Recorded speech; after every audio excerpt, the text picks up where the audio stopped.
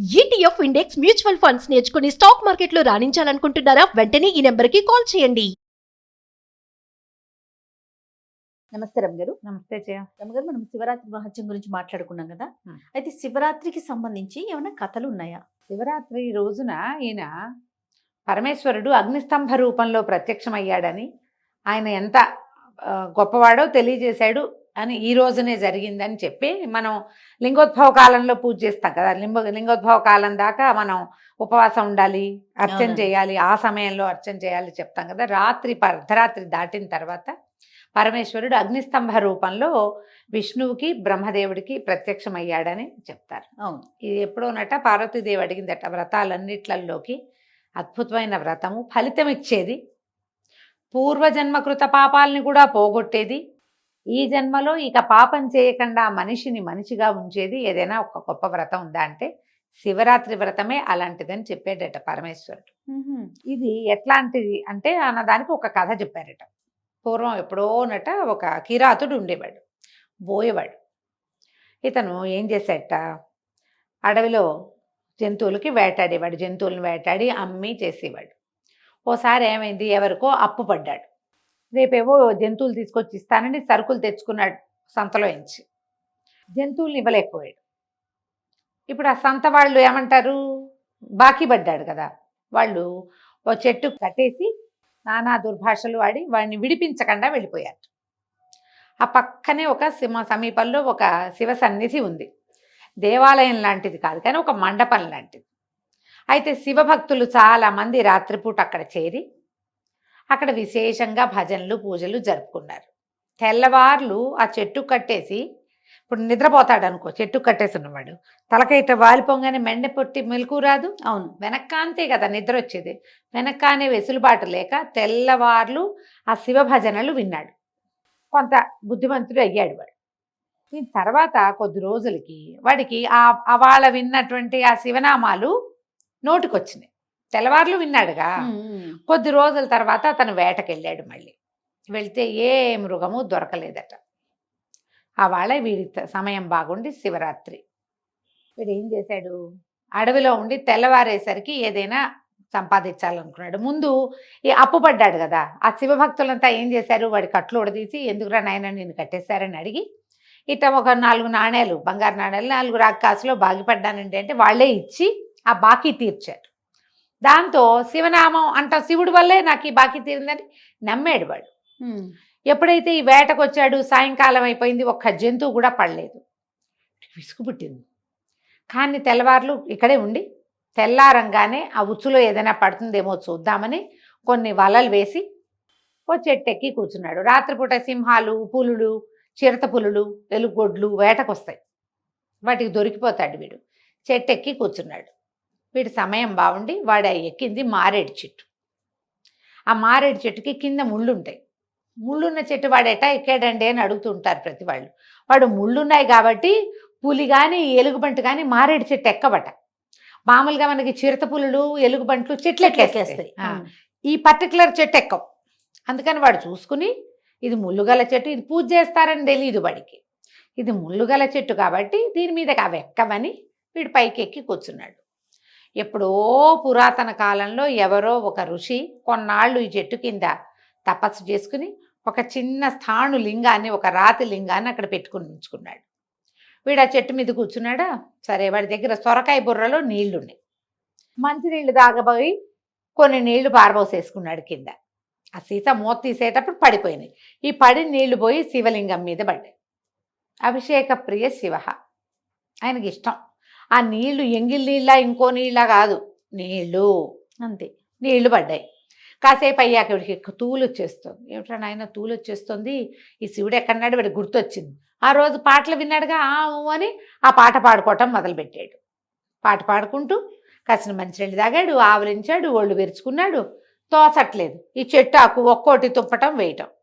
ఆ ఆకు ఎట్లా ఉంటుంది, 2 ఆకులు ఇట్లా ఉండి మధ్యలో నుంచి ఇంకొక ఆకు ఉంటుంది. దీన్ని లాగితే అదేమిటి బాగా తెగదు. అదే మొదలుకి లాగేవనుకో, ఇక్కడ లాగితే బాగా తెగుతుంది. కరెక్ట్గా ఇట్లా తీస్తే దళం దళంగా వస్తాయి. ఓ దళం తీయటం, కింద వేయటం తోచక ఓ రెమ్మ విరిచాడు. కాసేపు దాన్ని ఇటా ఇటా అన్నాడు. తర్వాత ఏం చేశాడు, ఒక్కొక్కటి తీయటం మొదలుపెట్టాడు. మనకు కూడా తోచకపోతే పిల్లలు చేస్తారు. అవును. ఈ ఆకులన్నీ, మారేడు దళాలన్నీ వెళ్ళి ఆ శివలింగం మీద పడ్డాయి. వీడు పాట ఒకటి పాడుకుంటున్నాడుగా, శివుడు శివుడు పాట పాడతాడు. శివుడు ఏమీ పడినివ్వలేదు, ఒక్క జంతువు దొరకలేదు, ఒట్టిగా శివుడు శివుడు అంటున్నాడు. శివుడు దేవుడే కాదు అని నిందాస్తుతి కూడా చేస్తున్నాడు. దేవుడైతే నాకు దొరక్కపోయేదా, ఏ పాట పాడినా ఒకటే.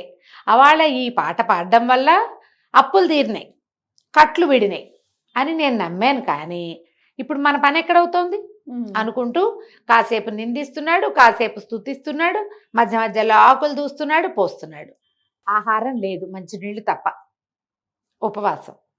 కిందుంటే జంతువులు పట్టుకుంటాయేమోనని చెట్టు ఎక్కాడు, నిద్ర పడితే కింద పడిపోతానేమోనని నిద్రపోకుండా ఉన్నాడు, జాగారం. తర్వాత ఈ మన సొరకాయలో ఉన్నటువంటి, సొరకాయ బుర్రలో ఉన్న నీళ్ళెత్తి శివలింగం మీద పోసాడు, అభిషేకం. ఆకులు కోసి, బిల్వాలు కోసి వాటి మీద శివలింగం మీద పడేస్తున్నాడు, అర్చన. మధ్య మధ్యలో వాడికి నోటికొచ్చిన స్తోత్రాలు కూడా చదువుకుంటున్నాడు. ఇప్పుడు చేయవలసినవి ఏమిటి? శివరాత్రి అభిషేకం చేయాలి, ఉపవాసం చేయాలి, జాగారం చేయాలి, అర్చన చేయాలి, స్తుతి చేయాలి. 5 క్రియలు అయిపోతున్నాయి. తెల్లవారేసరికి వాడికి ఎంత సంతోషంగా అనిపించిందో. ఎందుకు, వీడి చెట్టు దిగి వచ్చేసరికల్లా వాడు పెట్టిన ఉచ్చులో ఒక లేడి చిక్కుకున్నది. శివుడిని బోళ్ళంతా స్తుతించాడు, శివ శివ అని పాడుకున్నాడు. ఆహాహా, శివుడి వల్ల కదా దొరికింది అని ఆ లేడి దగ్గరికి వెళ్ళేసరికి దాన్ని కొడదామనుకున్నాడు ఒక దెబ్బ. చూస్తే అది నిండు చూలాలు కడుపుతో ఉంది ఆ లేడి. ఇక దగ్గరికి వెళ్ళేసరికి కొట్టద్దు కొట్టద్దు, నన్ను వదిలిపెట్టేసేయని మానవ భాషలో మాట్లాడింది. తెల్లబోయాడు. ఎవరు నువ్వు, మనిషిలాగా ఎట్టా మాట్లాడుతున్నావంటే, నేను రంభ అని నా పేరు, నేను పరమేశ్వరుడి చుట్టుపక్కల పరిచారికని, ఆ ప్రాంతంలో ఆయన కైలాసంలో ప్రమథగణాల దగ్గర అంతా పరిచారికని. హిరణ్యాక్షుడు అనే ఒక రాక్షసుడి మీద మనసు పడి శివారాధనలో కొంచెం అలసత్వం వహించానని, లేడిగా అయిపోండి మీ ఇద్దరు అని శపించాడు పరమేశ్వరుడు. నేను లేడిగా పుట్టాను, నా భర్త కూడా ఇక్కడే ఉన్నాడు, నేనేమో ఇప్పుడు గర్భవతిని, నన్ను కొట్టి చంపేశామనుకో పొట్టలో పిల్ల కూడా చచ్చిపోతుంది. నేను ఒక పని చేస్తా, నన్ను కట్లు ఉడదీసి నేను ఎక్కడ ఉంటున్నామో అక్కడికి వెళ్ళి పిల్లని ప్రసవించి నిండు నెలలు కనేస్తాను, పిల్లని అక్కడ ప్రసవించి నేను నీ దగ్గరికి వస్తాను, అప్పుడు కొట్టి చంపేద్దుగా అనేసరికి అర్థం కాలే. నమ్మచ్చో నమ్మకూడదో తెలియలే, కానీ నమ్మాడు. వదిలిపెట్టాడు. కానీ వదిలిపెట్టాడని ఎందుకు వదిలిపెట్టాను, చేతికి చిక్కిన దాన్ని వదిలిపెట్టాను. ఇప్పుడు నేను శివుడిని ఎట్టా అంటాను? ఆహారం కావాలి, ఆకలిస్తోంది, ఇంట్లో డబ్బులు, ఇంట్లోకి డబ్బు అవసరం, సంసారానికి డబ్బు కావాలి, లేడి దొరికింది, శివుడే పట్టించాడు అనుకున్నా. ఇప్పుడు శివుడే నా వదిలిపెట్టించినవాడు అని ఆలోచిస్తున్నాడు. ముందుకెళ్ళేసరికల్లా ఇంకో మొగలేడి, ఆడలేడి కనపడ్డాయి. ఇవెవరు? ఈ కడుపుతో ఉన్న లేడి తాలూకు భర్త, దాని సవితి. ఓహో, అక్కడి నుంచి వీడు బోయవాడిని చూసేసరికల్లా బెదిరినాయి, కానీ వీడు చంపుతానని బెదిరించాడు. ఆగిపోయినాయి. వీడిని తీసుకెళ్ళదు, నన్ను తీసుకెళ్ళమంటుంది ఆడది, దాన్ని వద్దు నన్ను తీసుకుపోమంటాడు మొగలేడి. వాళ్ళ మధ్య పరస్పరం ఉన్న ప్రేమను చూసేసరికి వీడికి ఆశ్చర్యంగా ఉంది. ఇంతలో ఏమైంది, ఆ ముందు లేడి కనటానికి వెళ్తున్నానంటే అది పిల్లని ప్రసవించి మళ్ళీ వెనక్కి వచ్చింది. వెనక్కి వస్తే కాదు బాలింతరాలు, దీన్ని ఎట్లా చంపుతావు, దీన్ని చంపితే ఆ పిల్లకి ఆహారం ఎట్లా, పుట్టిన పిల్లకి పాలొద్దా, దాన్ని కాదు నన్ను చంపమని రెండోది, వీళ్ళని చంపద్దు నన్ను చంపమని మొగుడు. ఆ మూడింటిని చూసేసరికల్లా అతనికి చాలా ఇదైపోతుంది.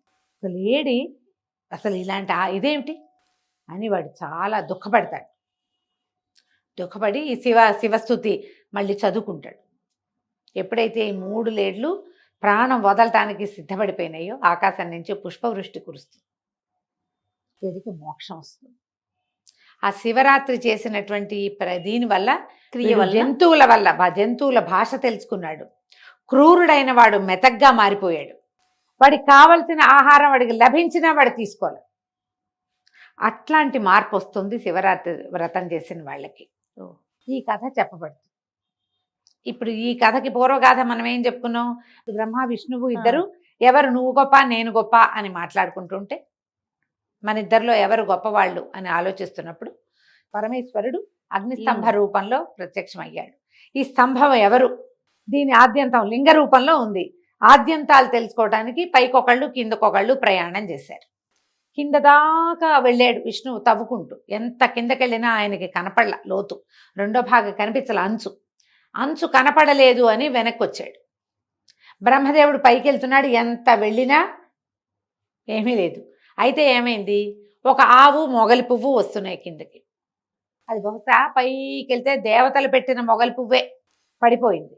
ఆ మొగలి పువ్వు ఆవు దిగొస్తోంది. సురభి, అదే మన కామధేనువు లాంటిది అనుకో, కామధేనువు వస్తుంటే అడిగాడు బ్రహ్మదేవుడు, దీని చివరి చూసారంటే మేము చూడలేదన్నారు. అయితే ఈయన ఏం చెప్పాడు, ఇక్కడ సాక్ష్యం చెప్పండి, చూశానని చెప్పండి, నేను చూశానన్న సాక్ష్యం అని చెప్పి వీళ్ళని తీసుకొచ్చాడు.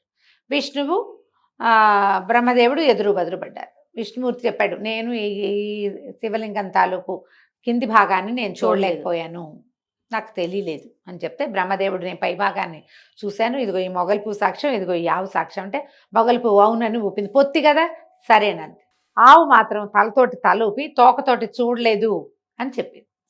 చెప్పేసరికల్లా పరమేశ్వరుడు ప్రత్యక్షమై మొగలి పువ్వుకి నీకు పూజార్హత తీసేశాడు, నిన్ను పూజించరు, నువ్వు పూజల్లో పాల్గొనవు, ఇంకా క్షుద్రమైన పుష్పాన్ని అయిపోతావు, విలువ లేదు నీకు అని అబద్ధం చెప్పినందుకు. కానీ గోవు తలతో అవునని తోకతోటి కాదంది కాబట్టి, తోకతో నిజం చెప్పింది కాబట్టి, గో ముఖం చూడటం బదులు గో పృష్ఠాన్ని చూస్తే మంచిది. వెనక భాగమే గోవుకి ముఖ్యం. గోవు పొదుగు, వెనక భాగాలు వెనకాలే ఉంటాయి, తోక తర్వాత. అందుకని గోపంచితము, గోమయము, గోక్షీరము అవన్నీ చాలా శ్రేష్ఠవి. వెనక భాగానికే నమస్కారం చేయాలి, అదే పవిత్రమైనదిగా చెప్పి, ఇలా బ్రహ్మదేవుడు అబద్ధం చెప్పాడు, విష్ణువు నిజం చెప్పాడు కాబట్టి తనతో సమానమైన వాడినిగా విష్ణువుని సంభావించాడు పరమేశ్వరుడు. ఏ రోజునైతే ఈ మహాలింగ స్వరూపంలో అగ్నిస్తంభ రూపంలో ప్రత్యక్షమయ్యాడో ఆ రోజునే మనం శివరాత్రిగా మనం పూజ చేసుకుంటాము. మాఘమాసంలో జరిగిందని ఆ రోజున లింగోద్భవ కాలం దాకా ఉపవాసం ఉండి జాగరణ చేసి శివార్చన చేసుకుంటే విశేషమైన ఫలితం లభిస్తుంది. జన్మానికో శివరాత్రి అంటారు. కనీసం ఒక్కసారైనా జీవితంలో ఈ శివరాత్రికి ఉపవాసం ఉండాలి.